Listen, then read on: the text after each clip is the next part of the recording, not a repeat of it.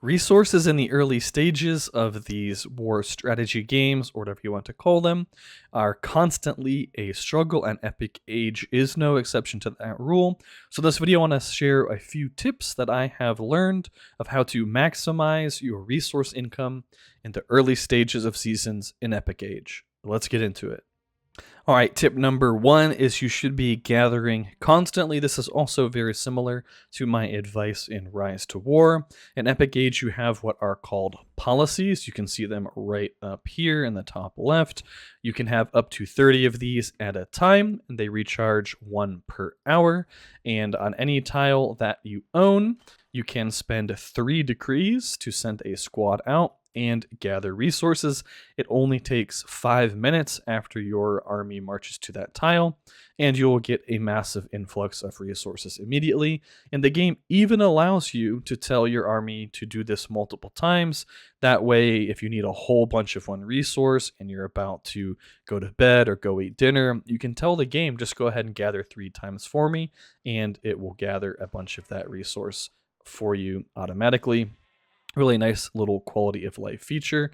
You can also purchase extra decrees 3 times per day, and you get 3 decrees per purchase. So you can effectively get 9 extra decrees per day, or 3 extra gathers per day, which, even if you're just gathering, let's say on a level 5 tile, it should be a base of 25,000. I do have a bit of a bonus here from some of my governor type people, but that's an extra 75,000 resources per day if you are so inclined on purchasing extra decrees for gold.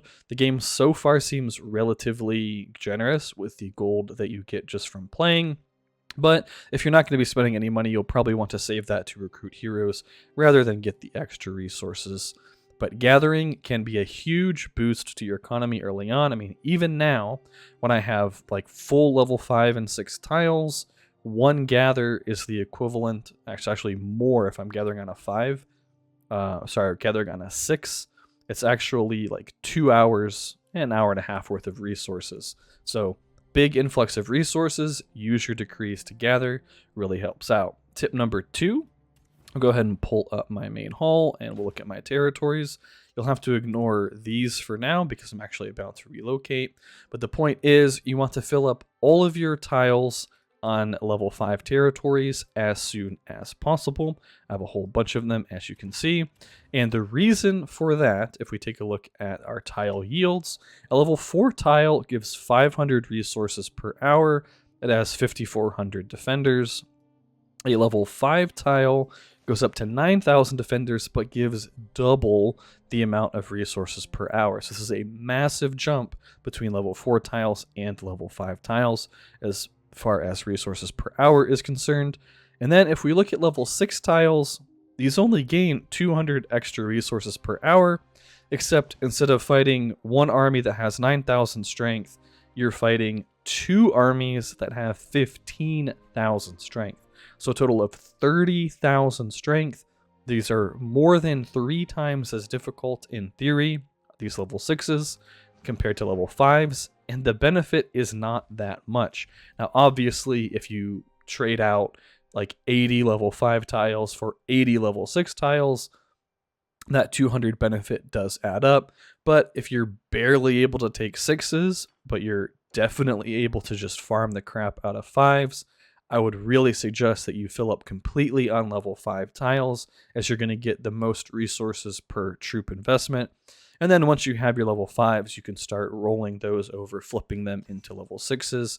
And once your commanders get leveled up, your skills get leveled up, all of those little things that help you take tiles more easily.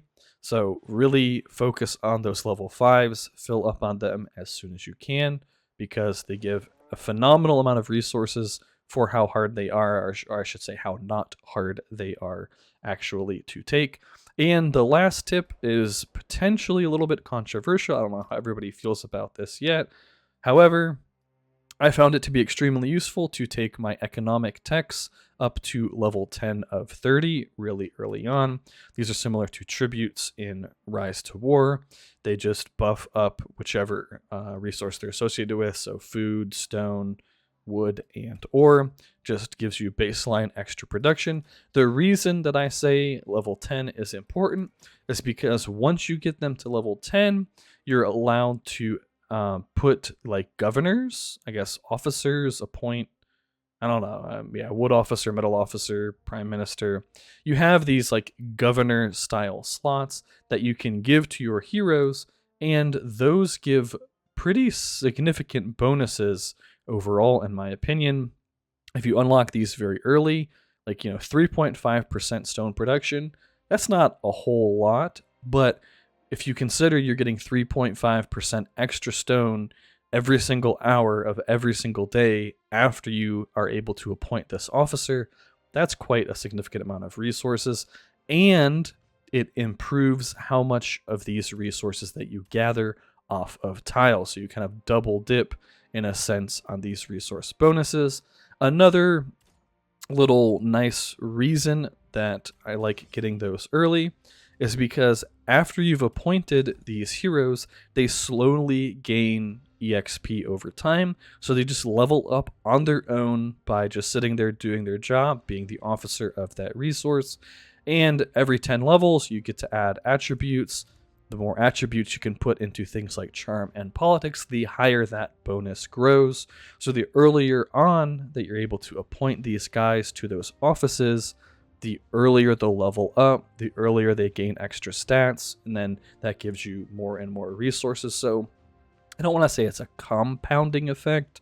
I wouldn't say it's anything quite like compounding interest, but the sooner you get those rolling, the larger the benefit becomes, and it reaches those nice extra points quickly, if that makes sense. Your guys level up earlier on, and then the bonus they provide grows as they level up.